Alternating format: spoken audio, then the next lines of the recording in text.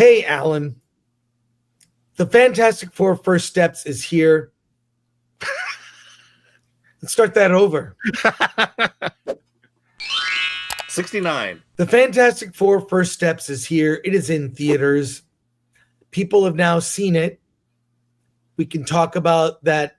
The post-credit scenes, there are two of them. One kind of a little jokey. Get ready. There's spoilers. I should put up our spoiler warning before we start chatting away about this. But let's talk spoilers for Fantastic Four. Alan, let's talk post-credit scenes first. Okay. There's one that's jokey where we see kind of a Fantastic Four cartoon. That cartoon was done by Titmouse. I love the style of it. It was fine. Like, okay, that's sort of inconsequential. I think we could have put it within the credits, have the credits on the side while the cartoon ran, but whatever. The other one, which was widely reported on, before all over Reddit and everywhere, was Dr. Doom. Dr. Doom at the end, we see, Sue Storm is sitting there with Franklin, reading him a story, leaves. She walks away for a moment.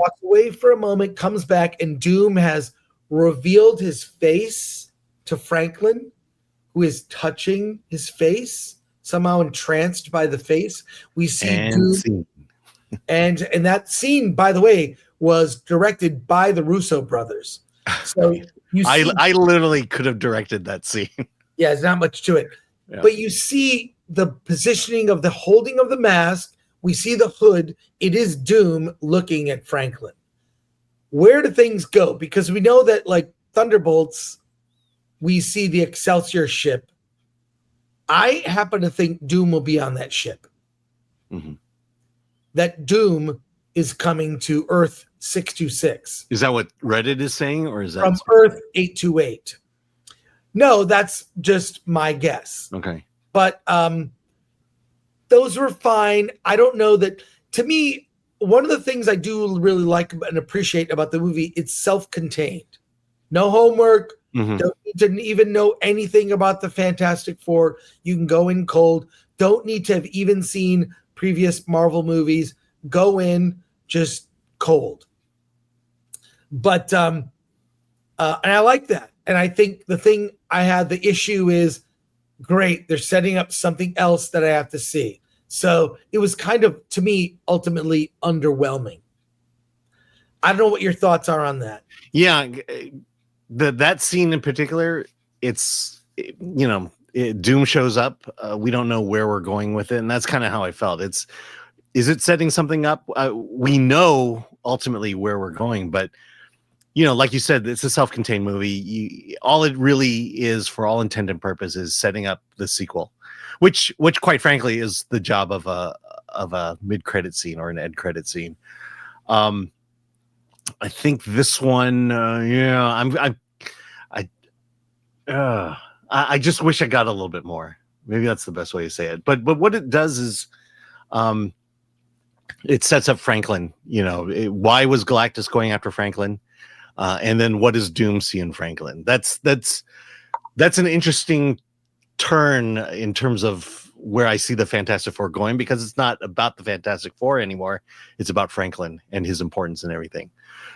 So interesting, but I don't have a judgment on it either way.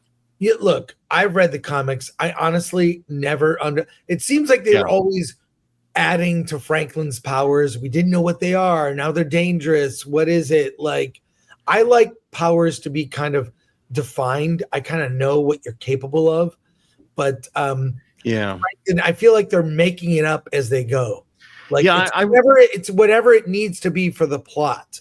Yeah. I mean, I stopped being a serious comic book collector when I got into college. And so at that point, Franklin was still just a kid, the son of Reed and Sue. You knew something was up. And I think that's why Agatha Harkness was his nanny for all that time.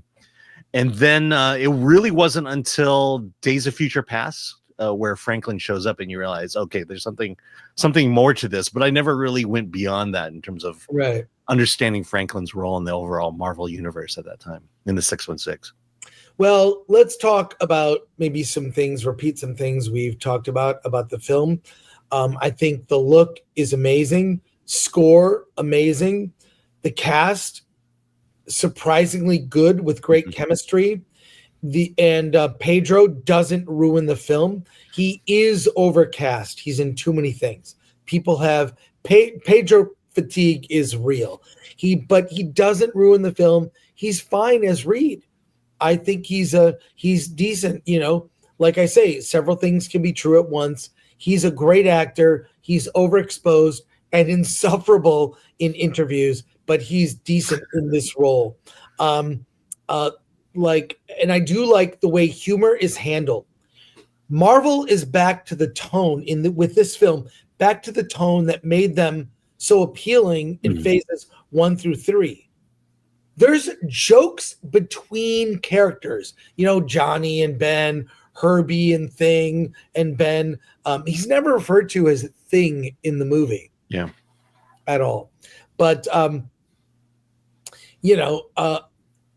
there's humor between the family members, comedic things.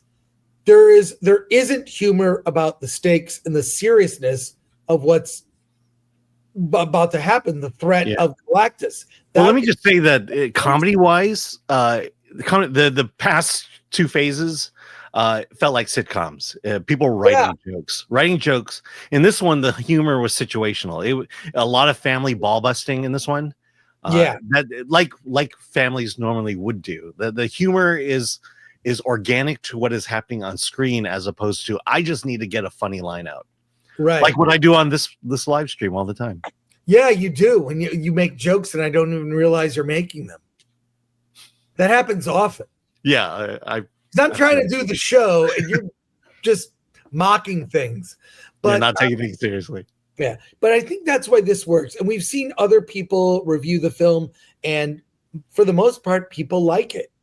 And they have problems. I think the most of the problems are in the third act. I think the logic of moving the Earth and the moon to another place makes no sense. How do you know you're going to another place that will have exactly this type of sun Earth needs to survive? That plan was ridiculous from the start. Yeah. It doesn't work out. And then it becomes like a cat and mouse thing, almost like lead Godzilla to the place where he'll get, killed. It's a simple plot. It's a simple plot out of a Toho monster movie. Yeah, but the thing is, the thing is through the city, which is abandoned, with the help of the mole man, to get to a place where they can zap them far away. And now, so they don't really, if you think about it, they don't defeat Galactus. They just send him away, which tells me Galactus will return in Secret Wars, if not Doomsday. Right. Well, let me respond to this. So the big thing is, the world is coming together to create these portals so that we can move the Earth. When you realize that the final solution was actually the best solution, you only need to build one, one in New York, and you would have solved the problem. You didn't need to move the entire Earth. And it just, to me, that was kind of the failure of the storytelling. When the most obvious solution isn't the obvious solution. You got to go through this massive, move the Earth. I mean, that everyone's already talking about how impossible, how dangerous that is. And yet just throw Galactus through the portal and you're done. Yeah, that was the obvious one, which I don't even know that, I don't know why they didn't just bother to do that from the beginning. It makes no sense, but whatever, like their plan failing, I think is what adds more drama. But yeah, that third act and the other big change. I mean, look, that story, The Coming of Galactus, probably one of the greatest comic stories ever. Mm-hmm. It just is. It's so good. But the change, there were only 60 issues in at that point. Right. It was, I think like 50. Yeah, something like that. But it was early on in the, in the Fantastic Four lineage. Yeah, but so like their justification for the change of Shalabal, from Silver Surfer Norn Rad, male Silver Surfer to female Silver Surfer. In this one was that frankly, there would be a romantic interest between Johnny and Silver Surfer.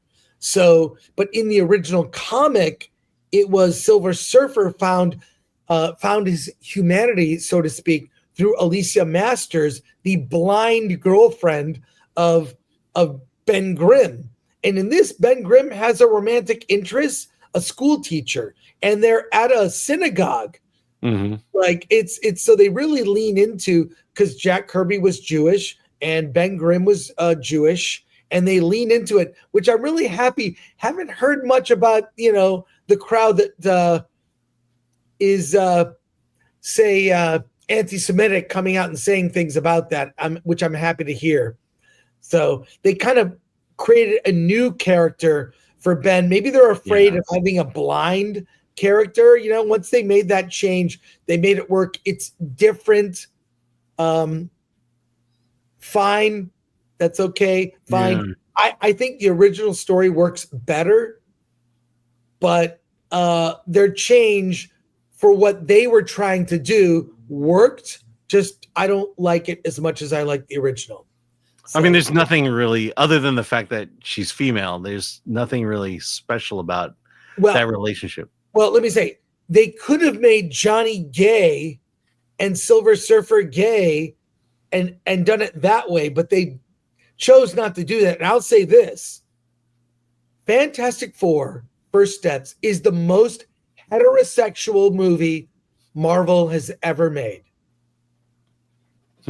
It's the straightest film they've ever made, family-oriented, possibly pro-life, with the first time we've seen a baby I can recall born in the Marvel Universe, so on film anyway. So, I mean, I think, and look, it's going to divide fans from the standpoint of most people that like it say it's good, but I haven't seen anyone say it's great. You didn't. Right. You and I were talking after the screening. It's not like we walked out and like, I'm going to go see that movie again. It was like, that was good. Yeah. Well, it's interesting because Superman, you either loved Superman or you hated Superman. Fantastic Four, you either liked Fantastic Four or you didn't like Fantastic Four. I mean, it's weird, the dynamic there. They're similar in some ways. Like, they're both kind of self-contained, right? Mm-hmm. They don't need homework. They're both hopeful and positive and optimistic. Well, one didn't completely destroy lore, which I didn't have an issue with. Well, I have an issue with that with Superman. Right. And I think that's one of the biggest things. Also, the fact that it's just the Fantastic Four. There are no other superheroes in this one. Yeah. I like that. You didn't need them. You didn't need them. And you had the Fantastic Four, you had Galactus, Mole Man, and then you had Silver Surfer, not Norrin Rad, but Xiaolong Bao. And so you had that kind of small group there, and not overwhelmed with all these superheroes like in Superman. Well, what makes me like Fantastic Four more than Superman? Superman was jokey. Mm-hmm. Jokey in at times when I feel like jokes were not necessary. Superman never gave you a chance to breathe. Never stopped. It was relentless. It was like Superman was almost concerned with the fact that you might get too bored. So look at this. Now look at this. Now look at that. Now look at this. Now look at that. Fantastic Four actually took time to breathe. And I like that it did that. It took itself seriously. It was a shift in tone, and that's why I say FF is better than Superman. See, my issue is that the quiet moments that you're referring to were too long. The fact that the first 20 minutes is about Sue's pregnancy and about the announcement of Sue's pregnancy. That's a very long time to be in a room as a family and have people talk about a pregnancy before you get into the action. And I think even more that they were really hammering this whole family thing. And I think hammering the family stuff was what extended those quiet scenes when they could have been cut up a little faster. I think, like Johnny's whole arc here, I think we got the point. You could have cut that arc in half because we got the point. We understood why Johnny was motivated to do what he wanted to do. I think the best thing I could say about Fantastic Four is the stuff I thought I would be annoyed by didn't annoy me. Pedro's fine. Not great, but he was fine. The Ben's voice bothered me. Okay, didn't bother me so much in this movie. Herbie Herbie was great. Herbie was great. He was like the family dog. Mm-hmm. The family dog, kind of butler, helper. He was fine. He wasn't overexposed. He was just there. It worked. And he could have been the comic relief in the sense of telling punchlines. Yeah. And I like the fact that he's just a robot that was more like R2-D2 than anything else. Yeah, and I like R2-D2. So, look, I'll end with this. We're seeing this movie be released during San Diego Comic-Con, and I've seen no Acolyte cosplay, no Ironheart, nothing. What have I seen? I have seen a lot of Fantastic Four cosplay, a ton of it, in fact. I even saw 2 people dressed as Fantastic Four Pop-Tarts. I've also seen a lot of Superman cosplay. Yeah, we were walking right behind him. Yeah, and I'll say this. I even saw what I think is the best T-shirt I've ever seen at Comic-Con ever. It's The Thing, inspired by The Thing. Wait, let me go back to that. Let me add that again. Here we go. Let me add to stage. Look at that. A Thing T-shirt, but it's inspired by John Carpenter's The Thing. So the most clever T-shirt mashup I've ever seen at con. I want that shirt. I got to find out where to get it. But look, Fantastic Four is good. I enjoyed it more than Superman. I will see it again, and we'll see where this leads Marvel. Any final thoughts, Alan, before we go to comments? Yeah. I just no, I've said everything I need to say. Great.